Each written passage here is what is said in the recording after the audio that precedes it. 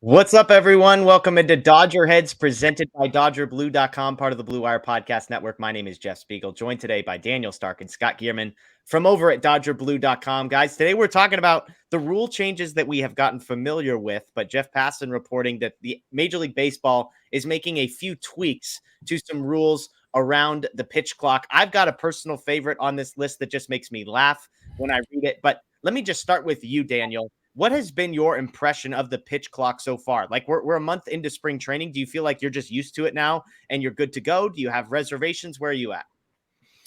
I think overall, I think it's been better than I thought it would be. I definitely had my reservations, going into the start of spring, and especially those first couple days when there were some. First of all, there was a lot of pitch clock violations overall, and some in like key spots of games, which I think you'd want to avoid, like in a big spot in the ninth inning, a 3-2 pitch, one-run game or whatever, a pitch clock violation ending the game. I don't think anyone wants to see that.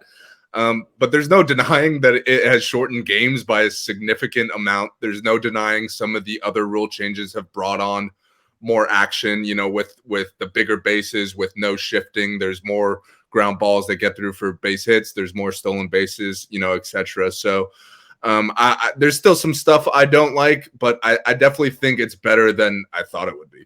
Yeah, Scott, as you look over sort of the report that Jeff Passan put out regarding the memo, there's all sorts of stuff. And I should say it's not just about the pitch clock. It's mostly about the pitch clock. He points out that the most significant is that reviewing whether or not the shift guys were on the right side of the base or whatever, you can review that, but you can only review the player who makes the play. So, if the third baseman makes the play, you can't make an argument that the shortstop or second baseman was on the wrong side, that kind of thing. But Scott, as you go through maybe some of the clarifications that have come up, any of those most interesting to you?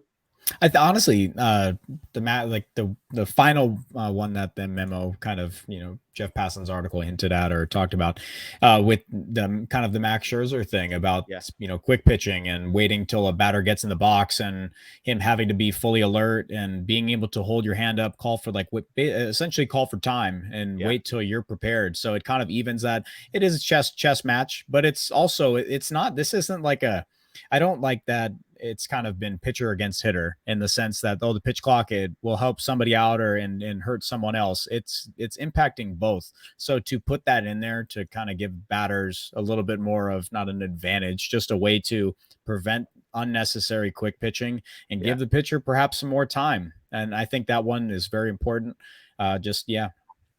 And that's a perfect example of what these rules are. They watched how things would be implemented in the spring. Max Scherzer tried to do a deal where as soon as the guy's second foot stepped foot inside the batter's box after calling time, he was going to throw fastballs while the guy wasn't ready. And so the fact that they have adjusted, I think makes sense. I'll read you my favorite one because it made me laugh.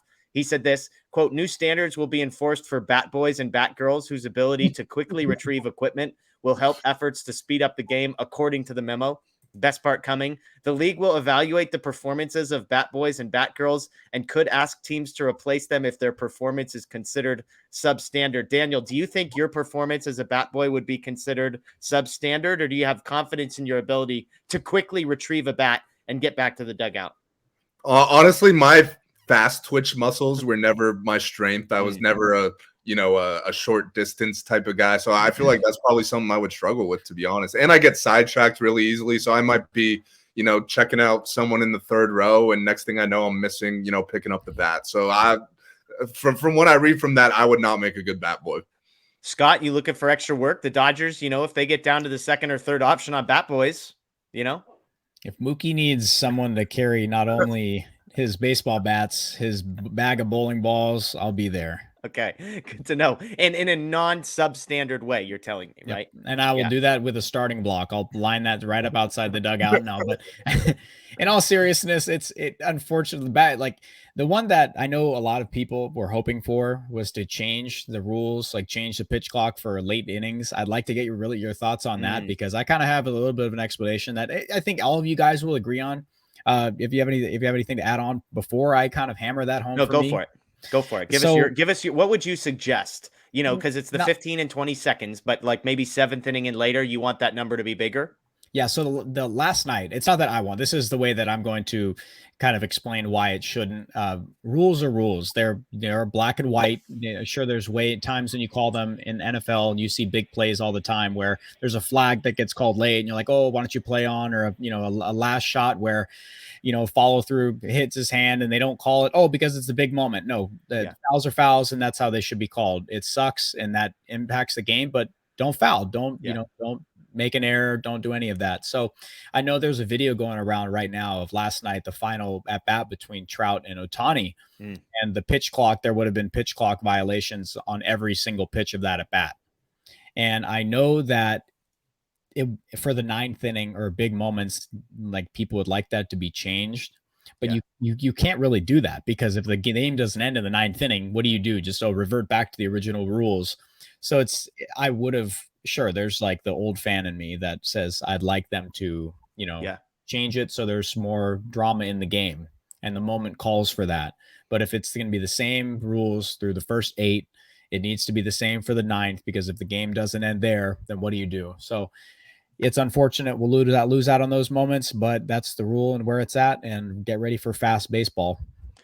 I agree in theory. I just don't think we're going to lose out. Like, I think if there had been a pitch clock in the WBC, then I think Trout and Ohtani would have handled things slightly differently. And I think the moment would have been just as good. Would it have been, 20 seconds shorter maybe than it ended up being? Possibly. But I just still think the overall positive outweighs the negative, because I agree with you. Like, if you're going to create rules, you have to enforce them. You can't say we're going to do the pitch clock, but we're not going to enforce it in the ninth inning. Maybe there is room to say, hey, it's going to be 20 seconds and 25 seconds once we get to the ninth inning in a game that's less than 3 runs or something like that. Those types of things. I mean, Daniel, do you have thoughts on this at all? I mean, I don't think there's like a perfect solution here. If they were to say they'd add 5 more seconds from like the 7th inning on or something, that'd be fine with me. But I think guys are going to adjust. I think we're already seeing it in spring. Like, the number of violations has been cut in half since the beginning of the spring, pretty much. Like, I think in that passing article, it said first week of spring training, there was an average of 2 per game. Now there's an average of 1 per game, and I would expect that number to continue to decrease. So I think guys will adjust, and it won't be that big of a deal. But if they wanted to say, here's an extra 5 seconds when the game's, most important in the late innings, I'd be fine with that. Yeah. All right. Well, let us know what you guys think below in the comments.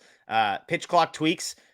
Do you like them? Do you not like them? Do you think you would be above a standard? Would you meet the standard of bat boys and bat girls according to the new Major League Baseball memo? Let us know below. That's Daniel. That's Scott. As always, we appreciate you watching here. Dodger Blue YouTube channel. Please subscribe. Ring the notification bell. Make sure to tell your friends. We got an incredible season of Dodger baseball ahead of us. We would love for you to be with us. Enjoy the rest of your day. And as always, go Dodgers.